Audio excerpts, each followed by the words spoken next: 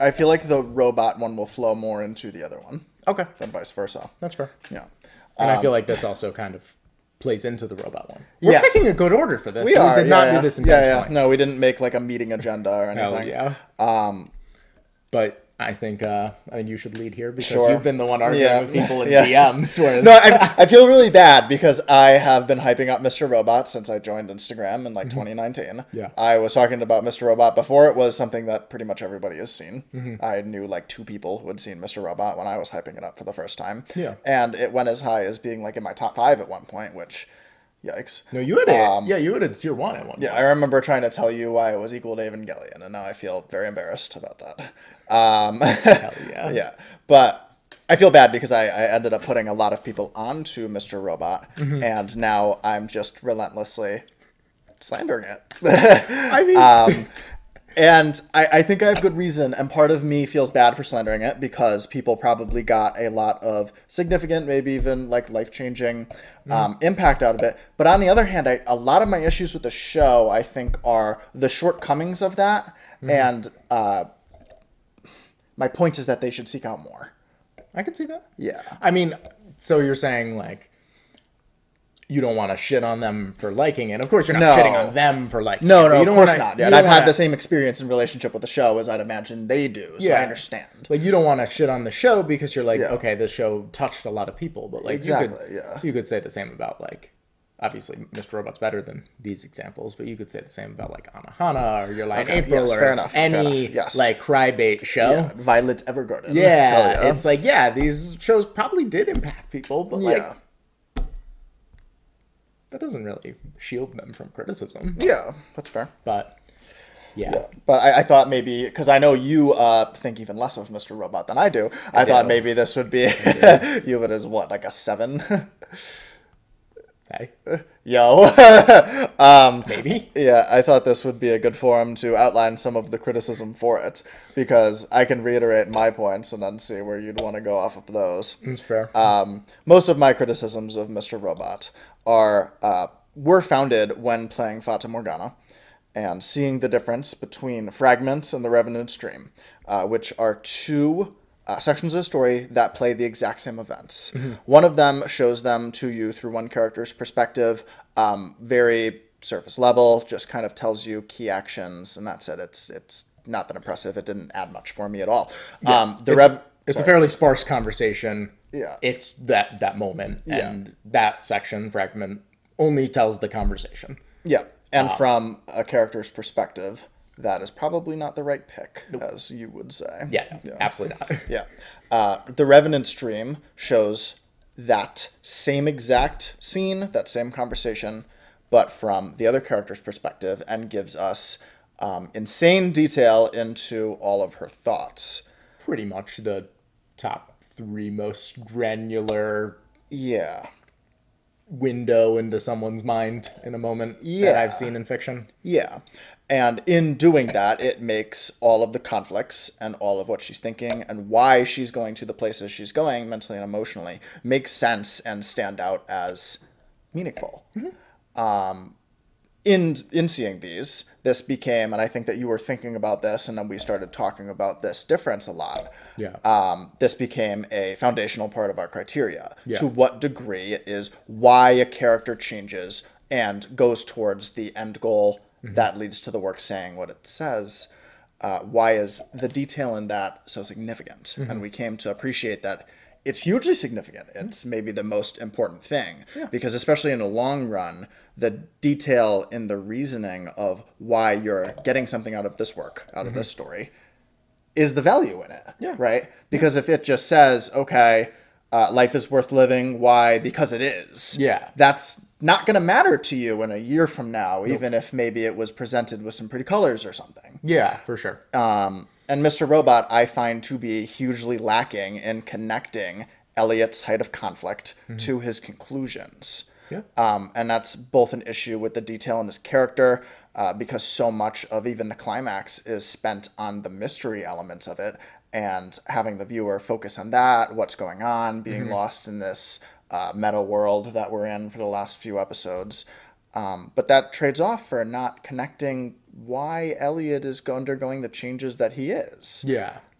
I think it's interesting here because I don't want to just like shit on visual storytelling and symbolism or anything, because I think they can be very powerful. But Yeah. at the same time, unless you like really establish these things ahead of time, you can't really get to this very granular level that you can with just words. Yeah. And that's sort of, if we Your want picture is not worth 1,000 words. no, At all. no, it's not. No. And with the end of Mr. Robot, we've made the comparison to Evangelion a lot. It's very Yes. similar.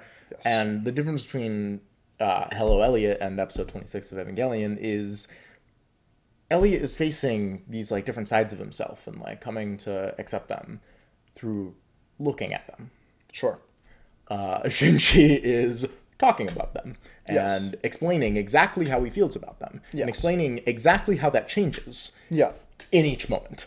Yes. You know, like, Yes. so it's like, I talk about like the gaps in logic, if you will, since we're talking about this idea, Yeah. where it's like, as you were saying, there's a disconnect between his height of conflict and his resolution, where it's like, yeah, if you're in conflict and someone tells you a Facebook quote, you're going to tell them to go fuck themselves. Yeah. Because it doesn't do anything. yeah. Whereas when you have something sort of smoothly transition through like going through the details of that process, Yeah.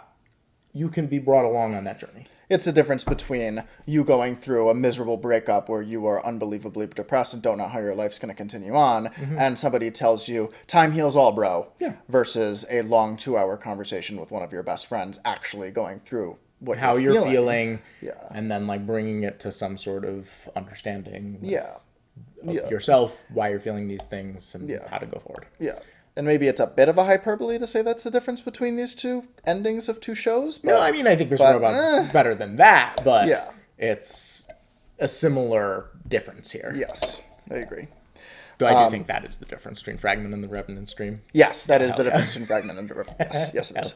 No, I tweeted like, I hate when Fragment and the Revenant stream are stated to be like one thing and one part of the story, and it's like a group project where one kid does nothing but gets equal credit as everybody else. Yeah, of That's exactly what it is.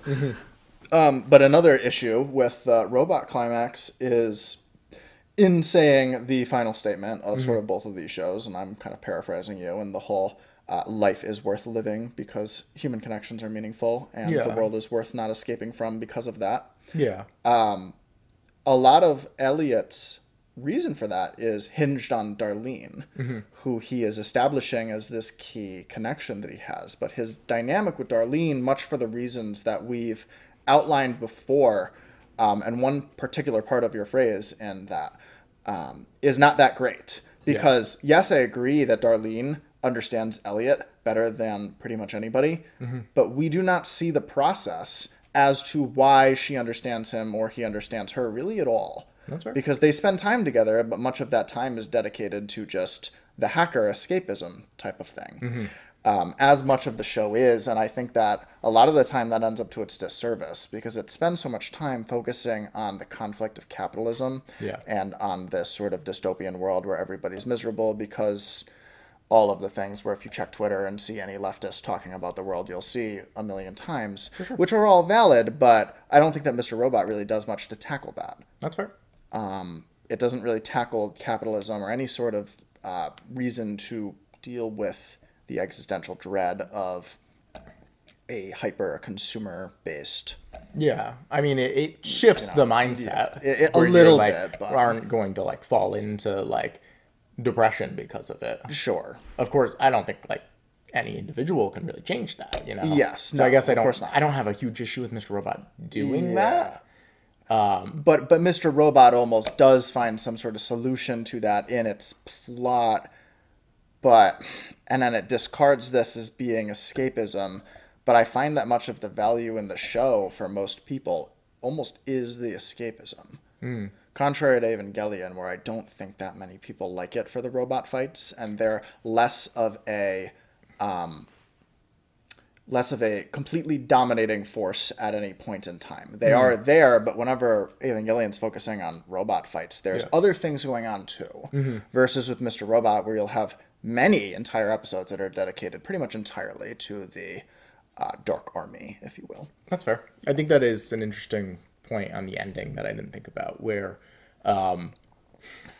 because I think Evangelion also does capitalism in a similar way, just like not as in your face. And I'm not even saying that as a compliment to Evangelion. I don't care if it's in like You'll never hear on the nose as a criticism. No, that's never gonna happen. But it just does it a little more subtly. Yeah. But the plot isn't brought to a solution. Sure. He never saves the world, he destroys it.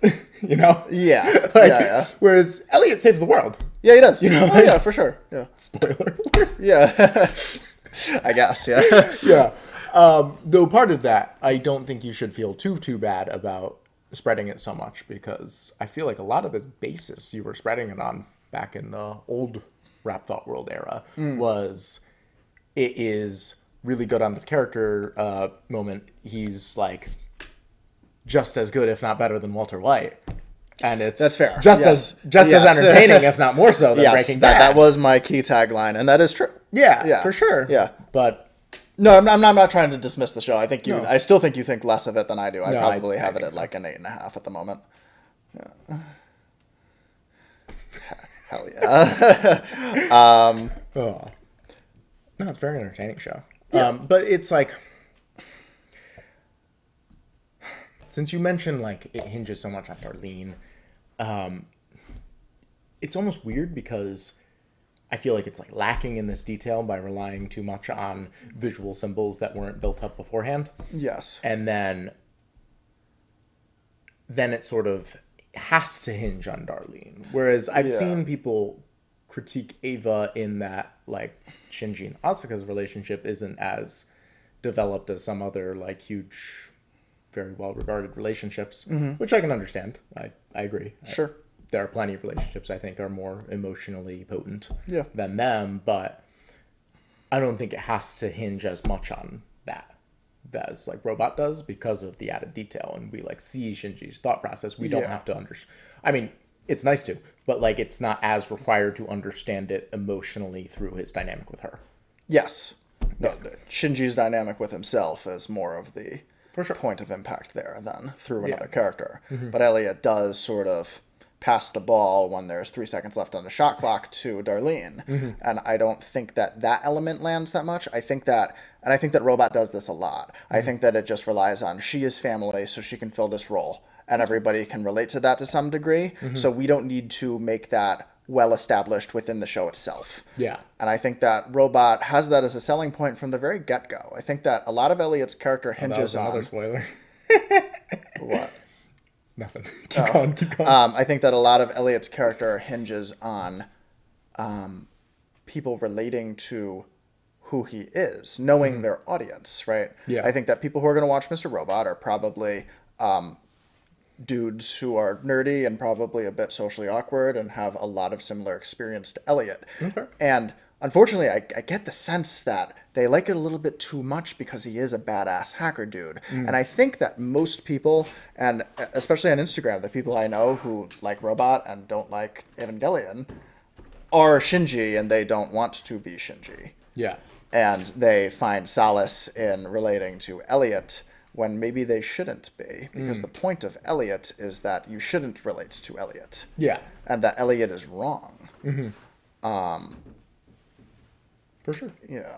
It's just... So I worry that it becomes more of a comfort than an actionable step towards personal growth, which Evangelion does achieve. Okay. So you're saying... I mean, I wouldn't fault the show for that. I think it is very much trying to criticize Elliot in that way. But I can understand you saying that, like, it is I'm trying to explain why I think overrated, a lot of the time. in that way. Yes. Which I can understand. Yes. I mean, I do think that Ava has its fair share of fans like that, too. I think they don't latch on to Shinji as much, though. Yes. I think Shinji's very much the brunt of a lot of criticism. Yeah.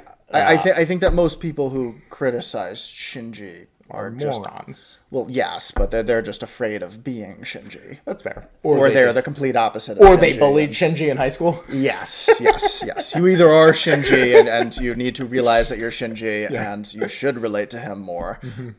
Or, yeah. Or you shoved him in a locker. Yeah. And then, then there's a whole lot of other problems. Yeah, then you should read Vagabond. Yes, exactly. Yeah, Musashi definitely shoved Shinji in a locker. Yeah, he did. Takazo, definitely. Oh, yeah, 100%. Yeah. You can't be Takazo. Oh, bad. Hysterical. No, watching that summary video and seeing like early Musashi is weird. Oh yeah, I read chapter 1. He's just such an asshole. Oh yeah, I read chapter 1 man. where like it opens with Matahachi sort of like very scared on the battlefield and like being like, "Is this what my life amounted to?" Like, holy shit! And then Musashi walks up. He's like, "Yo, dude, that was sick, wasn't it?" Hell yeah. Nice. What you gotta do. Yeah, that was sick. Yeah, we just killed some assholes. Yeah. When Musashi kills 70 people and says some shit like not all fish were meant to swim. Yeah, and then we're like bananas. Yeah. Cool. I think that's all I had to say on Mr. Robot, really. That's fair. That is like pretty much my perspective on it. And again, I don't think it's a bad show by any means. No.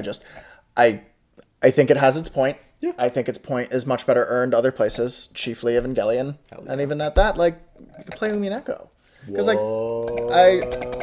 I think I said to you that Ange is also a better character on this chain, and, like, of course she is because she's a better character on every chain, but, like, and so is Beatrice. And you said that, right? Did you say that to me, or did I say that? on what chain for Beatrice? The chain of escapism being bad. Oh, yeah. Yeah. That's fair. Yeah. I don't think I said that to you, but yeah, Okay. I agree that Beatrice is better than Elliot. Yeah.